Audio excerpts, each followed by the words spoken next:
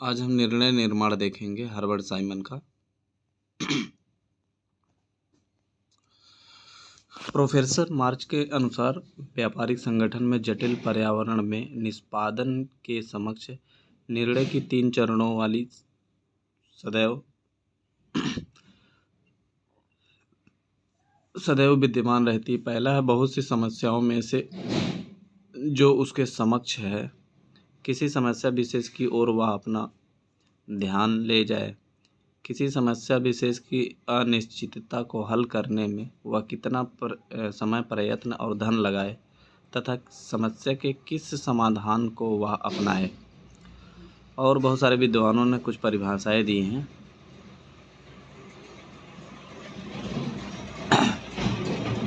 इसमें है जॉर्ज टेरी के शब्दों में 2 या 2 से अधिक संभावित विकल्पों में से एक व्यवहार्य विकल्प को चुन लेना ही निर्णय देना है। और जेसी ग्लोबर के अनुसार चुने हुए विकल्पों में से किसी एक के संबंध में निर्णय करना ही निर्णयन है। और रे ए क्लियंस के अनुसार निर्णयन सबसे विभिन्न विकल्पों के चुनाव की एक सरलतम विधि है। हेमन ने लिखा है कि निर्णयन निर्धारित की गई स्थिति है, एक स्थिति है जो कार्य के वास्तविक निष्पादन से पूर्व आती है। बर्नार्ड के अनुसार, यह चेस्टर बर्नार्ड है, निर्णयन मुख्यतः विकल्पों को सीमित करने की तकनीक है। फेयोल तथा उर्वी की दृष्टिकोण में निर्णयन मुख्यतः प्रत्यायोजन और सत्ता को प्रभावित करने वाली प्रक्रिया है। प्रत्यायोजन और सत्ता को प्रभावित करने वाली प्रक्रिया है। अब इसकी प्रकृति क्या है? निर्णयन के विषय में यह ठीक ही कहा गया है कि वह नीति निर्धारण की प्रक्रिया में एक क्षण होता है, फिर भी नीति स्वयं भी किसी निर्णय का ही परिणाम होती है। निर्णय के विषय में याद रखने योग्य महत्वपूर्ण बात यह है कि केवल साध्य की ओर ले जाने वाला साधन मात्र है, स्वयं में एक साध्य नहीं है। और फिर निर्णय देना कोई स्थिर प्रक्रिया नहीं है, बदली हुई आवश्यकताओं के अनुसार विभिन्न निर्णय लेने होते हैं। निर्णय में पवित्रता जैसी कोई बात नहीं होती और ना कुछ अस्थायित्व होता है। अब्राहम लिंकन तथा एक समिति ने समझ से संबंधित एक कथा द्वारा यह बात स्पष्ट हो जाती है। इस समिति के सदस्यगण अब्राहम लिंकन से सेनापति ग्रांट के पतित्व के विषय में शिकायत कर रहे थे। समिति के सभापति ने कहा, क्यों राष्ट्रपति जी, यह तो आप निश्चय ही जानते हैं कि सेनापति ग्रांट बहुत से निर्णय देते हैं, वे एक के बाद दूसरा सही निर्णय देते हैं, परंतु उसमें से कुछ तो बिल्कुल गलत होते हैं। लिंकन ने अपना सिर उठाया, 1 मिनट चुप रहे और तब उन्होंने उत्तर दिया, अच्छा सभापति जी, मेरे ख्याल है कि आप बिल्कुल ठीक कहते हैं, किंतु मेरा अनुमान है कि यदि वे कोई बुरा फैसला देते हैं तो शीघ्र ही उन्हें यह मालूम भी हो जाता है और तब वे उसे अविलंब बदल देते हैं। सज्जनों, मैं सेनापति ग्रांट का समर्थन करना ही उचित समझता हूँ। मिलेट ने निर्णय प्रक्रिया को समझने के लिए संबंधित निम्न पहलुओं को बताया है। पहला, व्यक्तिगत अंतर जो कुछ को निर्णायक और कुछ को अनिर्णायक बनाता है। कुछ लोग ऐसे होते हैं जो निर्णय में देर लगाते हैं, अस्थायी निर्णय करते हैं, उन्हें स्थापित कर देते हैं तथा उनसे किनारा काटते हैं। वे किसी भी निर्णय पर दृढ़ नहीं रह सकते और सदा उनमें कोई ना कोई ऐसी कमी रखते हैं जिनसे ये बाद में स्वयं बचकर निकल जाएं। दूसरी ओर कुछ लोग निर्णय लेने में कृत संकल्प दृष्टि तथा शीघ्रगामी होते हैं। किसी कारण लोग एक या दूसरी तरह का आचरण करते हैं।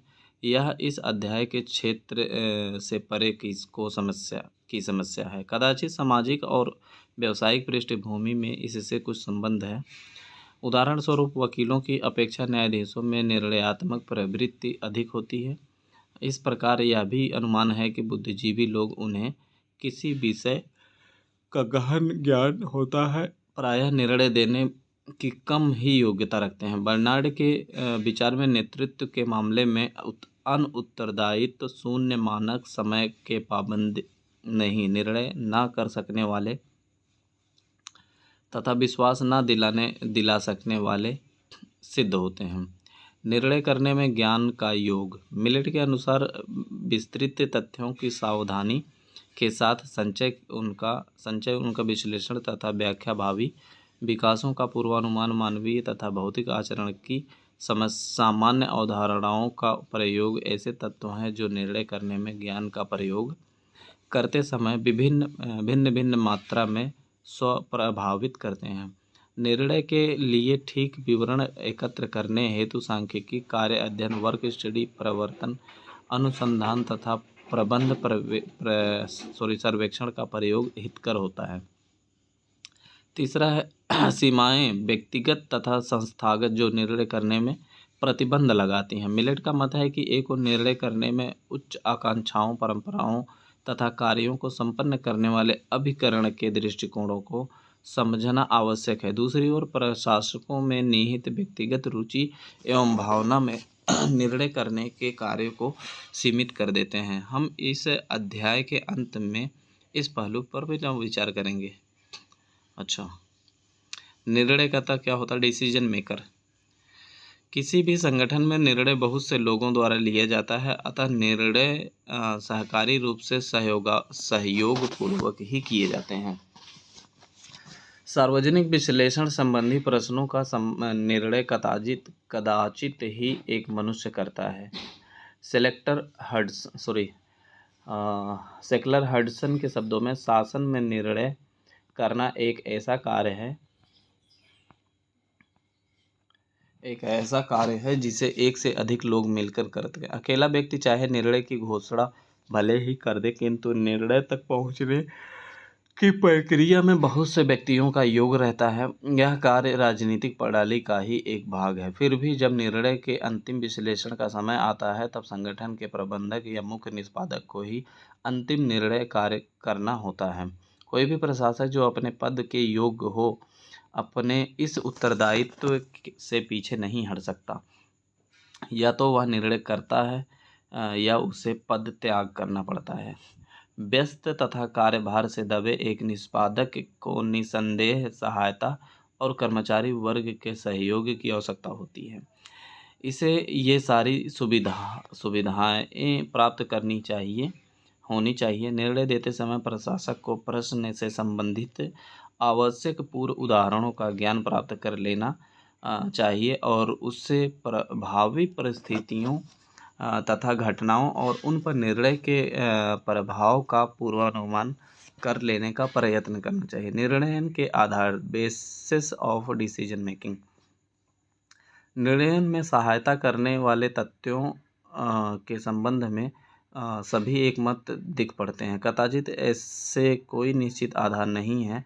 हर निर्णय ऐसे मानदंडों या आधार पर निर्भर करता है जो उस परिस्थिति विशेष में महत्वपूर्ण हो। निर्णय तक पहुंचने के साधन विवेकपूर्ण, विमर्शित, भावनात्मक, आवेगशील तथा अभ्यास युक्त हो सकते हैं। प्रज्ञा, तथ्य, अनुभव तथा सत्ता ऐसे आधार हैं जो निर्णय तक पहुंचने में प्रयोग किए जाते हैं। सेक्लर हडसन ने ऐसे 12 तत्व गिनाए हैं जो निर्णय करते समय अवश्य विचारणीय हैं। कानूनी मर्यादाएं, बजट, लोकाचार, तथ्य, इतिहास, मनोबल, अनुमानित भविष्य, उच्च श्रेणी निपीड़ समूह, कर्मचारी वर्ग, कार्यक्रम को प्रकृति तथा अधीनस्थ कर्मचारी गण। निर्णय करते समय जिस बात पर जोर दिया जाना चाहिए वह यह है कि निर्णय का आधार कल्पना ना होकर व्यवहारिक होना चाहिए। हमारे देश में शासन के विरुद्ध दुर्भाग्य से प्रायः यह शिकायत सुनी जाती है कि निर्णय योग्यता पर आधारित ना होकर जाति, धर्म, भाषा, प्रदेश, राजनीतिक इत्यादि पर अधिक आधारित होती है। अन्य शब्दों में निर्णय पक्षपातपूर्ण होते हैं। निर्णय कैसे लेना चाहिए? How to take decision making. टेरे ने इस विषय में निम्नलिखित उपायों को निर्धारित किए हैं जिसका क्रमवार अनुगमन करने से निर्णय लेने में बड़ी सहायता मिलती है। सबसे पहला है यह निश्चित करना चाहिए कि समस्या क्या है, व्हाट इज़ द प्रॉब्लम। दूसरा है समस्या की सामान्य पृष्ठभूमि से संबंधित सूचना तथा विभिन्न दृष्टिकोण एकत्र करने चाहिए। तीसरा है कार्य साधन का सर्वोत्तम मार्ग बताना चाहिए, कार्य साधन का सर्वोत्तम मार्ग बताना चाहिए। चौथा है योजना तथा कामचलाऊ निर्णय निश्चित करने का प्रयास करना चाहिए। इस कामचलाऊ निर्णय का मूल्यांकन करना चाहिए। और छठवां, निर्णय करना चाहिए और उसे क्रियान्वित करना चाहिए। प्राप्त परिणामों के प्रकाश में भावी कदम निश्चित करना और यदि आवश्यक हो तो निर्णयों में संशोधन करना चाहिए। निर्णय की विशेषताएं क्या क्या हैं? पहला है निर्णय मानवीय प्रक्रिया है, जिसके लिए पर्याप्त बुद्धि, ज्ञान एवं विवेक की आवश्यकता होती है। दूसरा, निर्णय अनेक विकल्पों में सर्वोत्तम विकल्प की चयन की प्रक्रिया है। निर्णय निश्चित उद्देश्यों की प्राप्ति के लिए किए जाते हैं। निर्णय लेने में स्वतंत्रता होती है। निर्णय प्रक्रिया में दृढ़ता एवं विवेकशीलता आवश्यक है। निर्णय के पूर्व विशेषज्ञों से सलाह ली जाती है। निर्णय में समय एवं परिस्थिति महत्वपूर्ण है। निर्णय वास्तविक स्थिति के अनुरूप होते हैं। व्यक्ति, संगठन, नीति तथा कार्यों के आधार पर कार्यात्मक एवं अकार्यात्मक, सामान्य एवं विशिष्ट, व्यक्तिगत, संगठनात्मक, नीति एवं संचालन संबंधी निर्णय लिए जाते हैं। निर्णयों के प्रकार, टाइप्स ऑफ डिसीजन मेकिंग। पहला है कार्यात्मक तथा अकार्यात्मक निर्णय, programmed and non programmed decision. Herbert Simon ने सभी प्रकार के निर्णयों को दो श्रेणियों में विभाजित किया, कार्यात्मक और अकार्यात्मक। उनके अनुसार कार्यात्मक निर्णय वे होते हैं जो प्रतिदिन के कार्यों से संबंधित होते हैं तथा जिनकी एक प्रक्रिया पहले से ही निश्चित कर दी जाती है। प्रतिदिन प्रकृति के निर्णय सरल होते हैं क्योंकि इनकी निश्चित एवं सुव्यवस्थित प्रणाली निर्धारित रहती है, जैसे संगठनों में सेवी वर्गों को वेतन देना, अवकाश स्वीकृत करना आदि। इसके विपरीत अकार्यात्मक निर्णय होते हैं जो प्रतिदिन कार्यों से संबंधित होते हैं।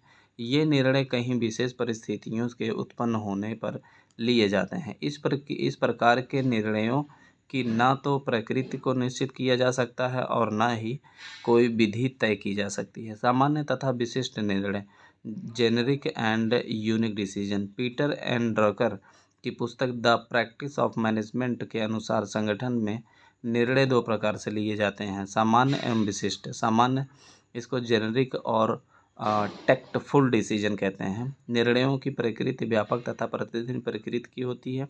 इसके विपरीत विशिष्ट, यूनिक और स्ट्रेटेजिक निर्णय सीमित, तात्कालिक तथा गंभीर प्रकृति के होते हैं। ये निर्णय साइमन के कार्यात्मक और अकार्यात्मक निर्णयों से मिलते जुलते हैं।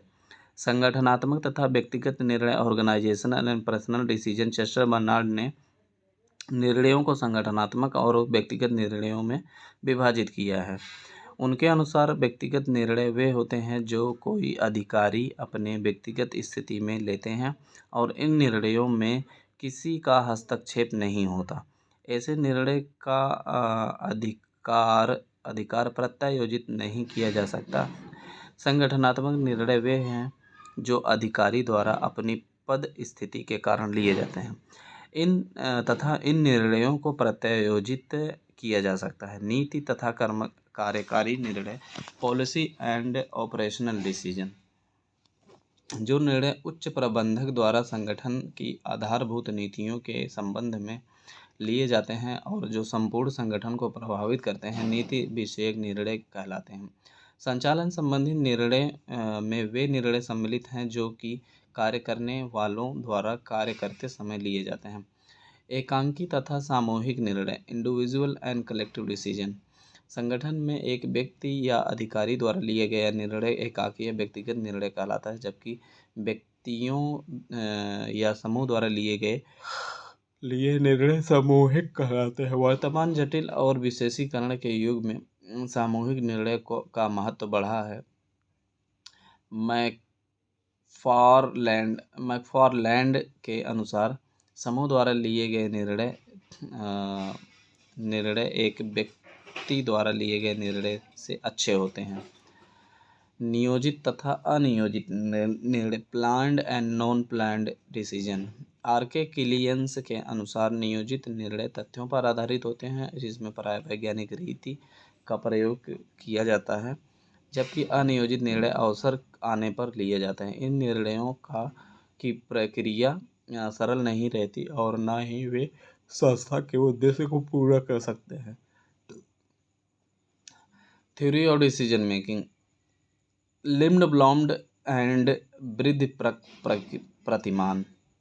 चार्ल्स ई लिंडब्लॉम द्वारा पब्लिक एडमिनिस्ट्रेशन रिव्यू में प्रकाशित अपने लेख the science of muddling thought through 1959 में साइमन के प्रतिमान के विपरीत वृद्धिपरक प्रतिमान प्रस्तुत किए। इस प्रतिमान को शाखा तकनीकी, कदम दर कदम निर्णयन तथा लगातार लिमिटेड तुलनात्मक प्रतिमान भी कहा जाता है। लिंडब्लॉम के अनुसार जो निर्णय लिए जाते हैं वे सिद्धांत में बताई गई बातों से भिन्न होते हैं। प्रशासन चूँकि विभिन्न व्यवहारिक समस्याओं से घिरा है, इसलिए समग्र तार्किकता संभव नहीं है। धन, समय, सूचना तथा राजनीति आदि संबंधी कारक निर्णयन को प्रभावित करते हैं तथा प्रशासन में निर्णयकर्ता प्रचलित नीतियों एवं कार्यक्रमों में कुछ जोड़कर या कुछ बदल करके निर्णय लेते हैं। पूर्व निर्णय तथा परंपराएं भविष्य के निर्णय को आधार प्रदान करती हैं। उन्होंने प्रशासन में निर्णय की दो अवधारणाओं का उल्लेख किया है: सीमांत वृद्धिपरकवाद तथा संपूर्ण सहयोगात्मक साम्य एकीकरण, जो निर्णय लेने में महत्वपूर्ण भूमिका निभाते हैं। एटिजियोनी का मिश्रित स्कैनिंग प्रतिमान। एटिजियोनी ने अपने लेख mixed scanning a third approach to decision making 1967 में साइमन के समग्र तार्किकता मॉडल तथा लिंडब्लॉम के वृद्धिपरक मॉडल के मध्य एक नया प्रतिमान, मिश्रित स्कैनिंग प्रतिमान अपनाया। यद्यपि एटिजियोनी भी लिंडब्लॉम की भांति साइमन के संपूर्ण विवेकशीलता प्रतिमान का समर्थन नहीं करते, तथापि वह लिंडब्लॉम के प्रतिमान का भी यह कहकर विरोध करते हैं कि इसमें सामाजिक नवाचार को हतोत्साहित किया जाता है तथा यह प्रतिमान मूलभूत निर्णयों के लिए उपयुक्त नहीं है। अतः एटिजियोनी का सुझाव है कि निर्णयन हेतु मिश्रित स्कैनिंग प्रतिमान अपनाया जाए, जिसमें तार्किकता, मूल्य तथ्य, व्यवहारिकता तथा परिस्थितियों का भी स्थान भी होता है। ड्रॉर का इष्टतम प्रतिमान। एस्केल ड्रॉर ने यह प्रतिमान अपनी पुस्तक पब्लिक पॉलिसी मेकिंग एग्जामाइंड में प्रस्तुत करते हुए निर्णयों को नीति निर्माण से संयुक्त करके विश्लेषित किया। उनके अनुसार उनका प्रतिमान निर्णय के सभी आदर्शात्मक प्रतिमानों में श्रेष्ठ है, क्योंकि इसमें आर्थिक विवेकशीलता के साथ साथ अतिरिक्त तार्किकता, एक्स्ट्रा रैशनैलिटी भी सम्मिलित है। यह नीति निर्माण का तार्किक तथा इष्टतम प्रतिमान है। साइमन का सीमित विवेकशीलता प्रतिमान, Simons bounded rationality model. Simon के प्रतिमान को सही रूप से समझने के लिए आर्थिक मानव या पूर्व विवेकशीलता प्रतिमान का अध्ययन आवश्यक है, जिसे आगे विस्तृत रूप से वर्णित किया गया है। साइमन ने विवेकशीलता पर आधारित प्रतिमान को आर्थिक मानव प्रतिमान नाम दिया। यह प्रतिमान निर्णय कैसे लेना चाहिए का आदर्श रूप प्रस्तुत करता है, परंतु वास्तव में निर्णय कैसे लिए जाते हैं को निर्णय नहीं करता। साइमन के अनुसार मनुष्य के लिए विवेकी होना अनिवार्य नहीं है, अतः आर्थिक मानव के रूप प्रतिमान का व्यवहारिक उपयोग भी नहीं है। अतः साइमन ने आर्थिक मानव या पूर्व विवेकशीलता प्रतिमान को अस्वीकार करते हुए प्रशासनिक मानव या सीमित विवेकशीलता प्रतिमान स्थापित किया जो व्यवहार विकल्प प्रतिमान के नाम से जाना जाता है। निर्णय करने की समस्याएं, प्रॉब्लम्स ऑफ डिसीजन मेकिंग। उपर्युक्त चर्चाओं से यह स्पष्ट होता है कि निर्णय करना अत्यंत जटिल प्रक्रिया है। इसके पश्चात निर्णय करने में आने वाली निम्नलिखित कठिन समस्याओं की ओर से ध्यान केंद्रित करना आवश्यक है। दिनचर्या की समस्या किसी सार्वजनिक या व्यापारिक संगठन में निर्णय करने की क्रिया का अध्ययन करने से प्रकट होता है कि जो रोज़मर्रा की समस्याएं कभी-कभी हावी होने लगती हैं, जिसके कारण दीर्घकालीन निर्णय या तो छोड़ दिए जाते हैं या स्थगित कर दिए जाते हैं। ऐसे मनुष्यों का जिन पर रोज़मर्रा की क्रियाओं तथा दीर्घकालीन योजना दोनों का ही उत्तरदायित्व है, यह अनुभव है कि उनका अधिकांश समय रोज़मर्रा के क्रियाओं के संचालन में ही चला जाता है। प्रोफेसर मार्च ने इस स्थिति को ग्रेशम का योजना संबंधी नियम कहा है। कार्नेगी इंस्टीट्यूट ऑफ टेक्नोलॉजी में मार्च गत 10 या अधिक वर्षों तक व्यापार विषय के निर्णय करने के संबंध में शोध कार्य में संलग्न रहा था। इस अनुसंधान में 2 परिणाम महत्वपूर्ण हैं। प्रथम, इन आदेशों के होते हुए भी समय का केवल 1/3 भाग दैनिक कार्यों संबंधी विषयों पर व्यय किया जाए, उन्होंने उससे कहीं अधिक समय इन कार्यों पर व्यय कर डाला, जबकि कार्यभार वर्कलोड अपेक्षाकृत हल्का था। दूसरे, जैसे जैसे कार्यभार बढ़ाता गया, उन्होंने योजना संबंधी कार्य विकल्पों पर अपने समय का थोड़ा भाग ही व्यय किया। जब कार्यभार बहुत अधिक था तो इस काल में कोई योजना दृष्टिगोचर ही नहीं हुई। वास्तव में अधिकांश प्रबंधकों का समय घर एवं कार्यालय में रोज़मर्रा के कार्यों में निष्पादन में ही व्यतीत हो जाता है।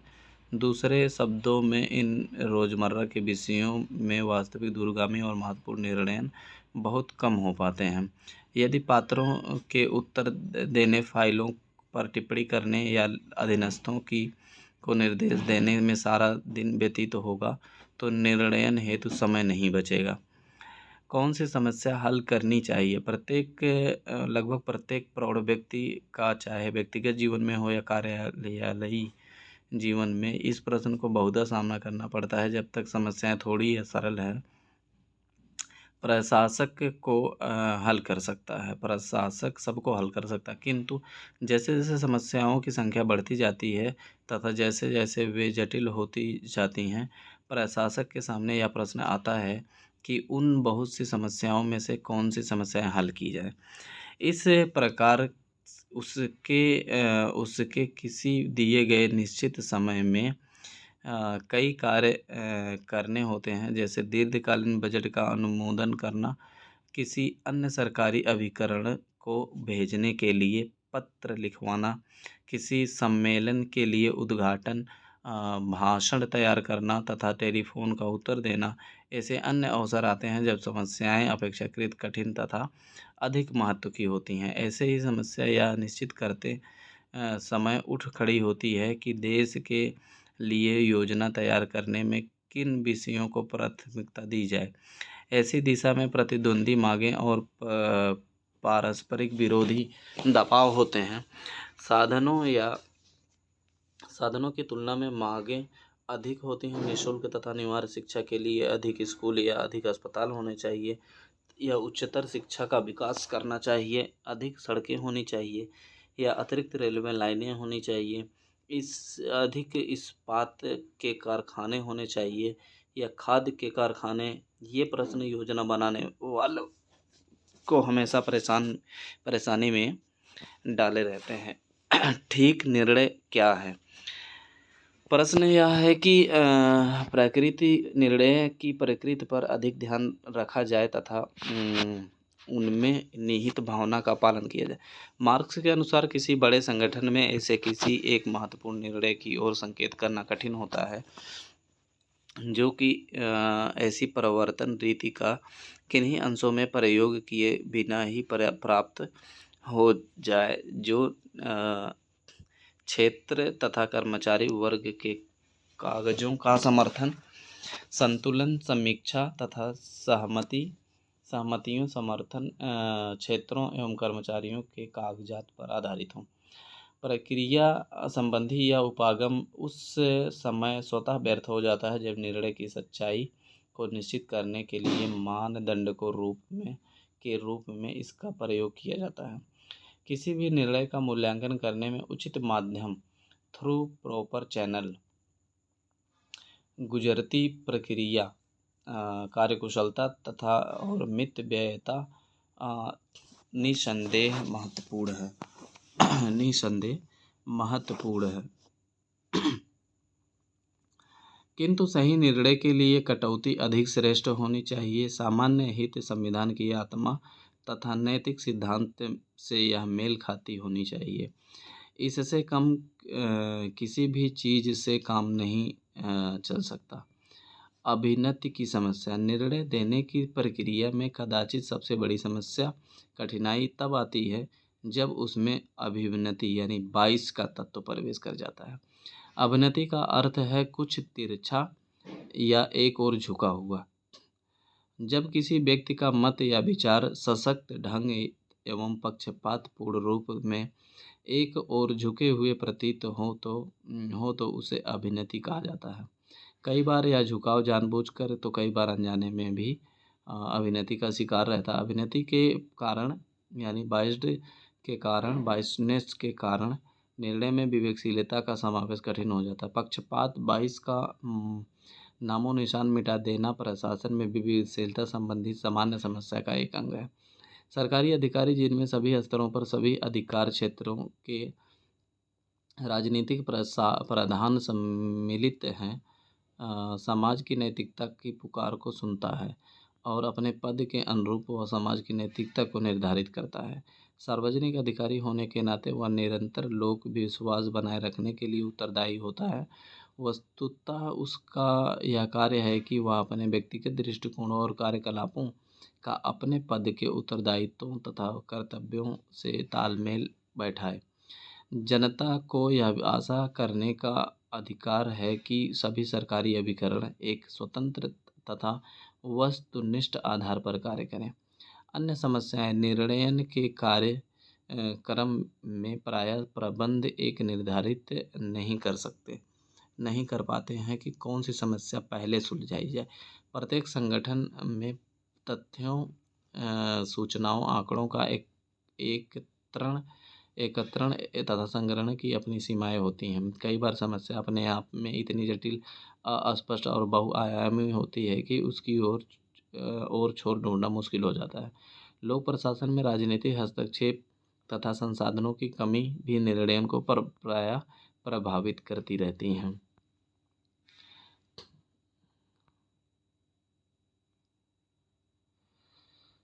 बाइस्डनेस क्या है? बाइस क्या है? अभिनति एक अस्पष्ट शब्द है, इसकी ठीक परिभाषा करना कठिन है। शब्दशः अभिनति का अर्थ है कुछ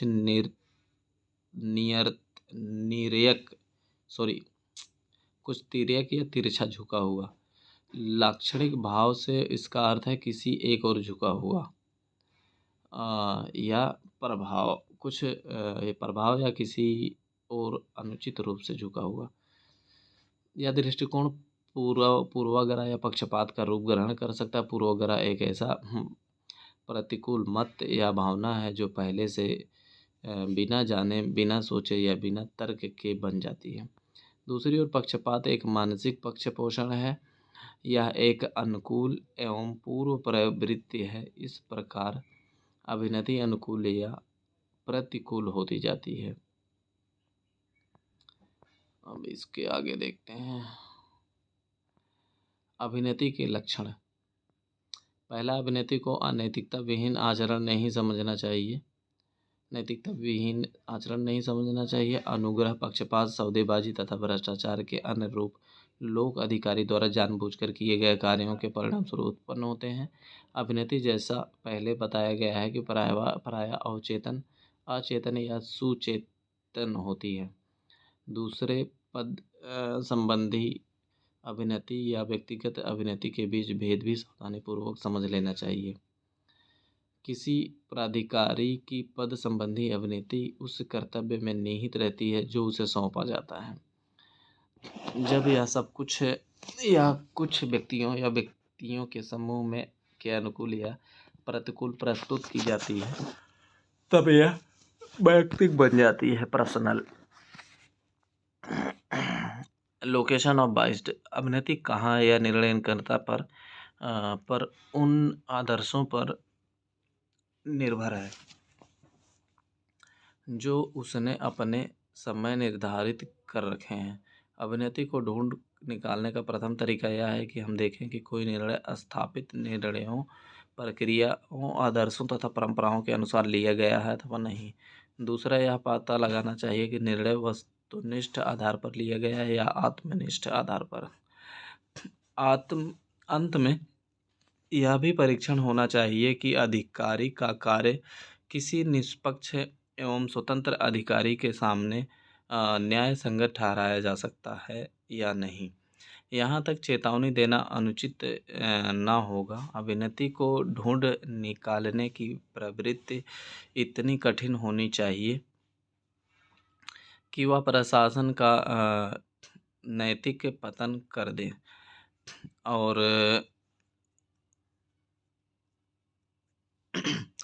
सरकारी कर्मचारियों में पहल करने की इच्छा का ही अंत हो जाए। अवनति की संभावना की स्थितियां निम्नवत हैं। पहला है प्रशासनिक कार्य का वह क्षेत्र जहां अधिकारियों को स्वविवेक विवेक का प्रयोग करना पड़ता है। आज इतना ही, फिर आगे देखते हैं। अब आधा घंटा से ऊपर हो गया, आगे